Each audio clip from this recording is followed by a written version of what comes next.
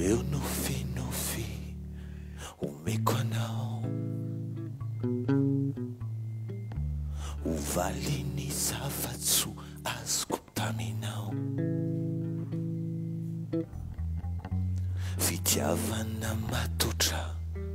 tiadalanitso hoanao avoko ny fiainako ny takatriny saiko ny heriko watambatro vato ato anatiko rehefa sambatra de hozaraiko aminao ny elatro isidiny isika roa eny andanitro oh sambatra manananao miankina tsisy tahotra sambatra tsy tavela mangingy ity fiainako manantena olon-tsotra toanao re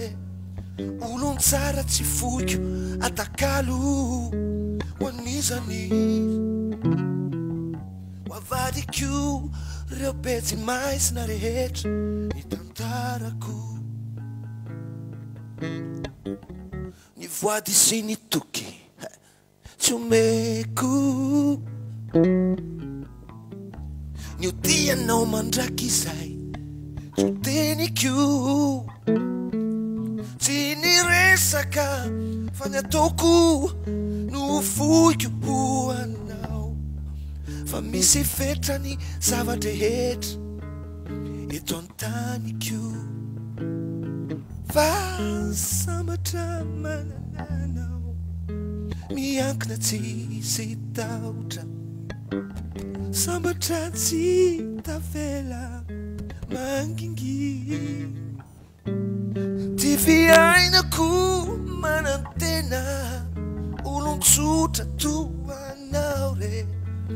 olon-tsara tsy foiko atakalo hoan'izany hoavadiko reo petsy maisina rehetra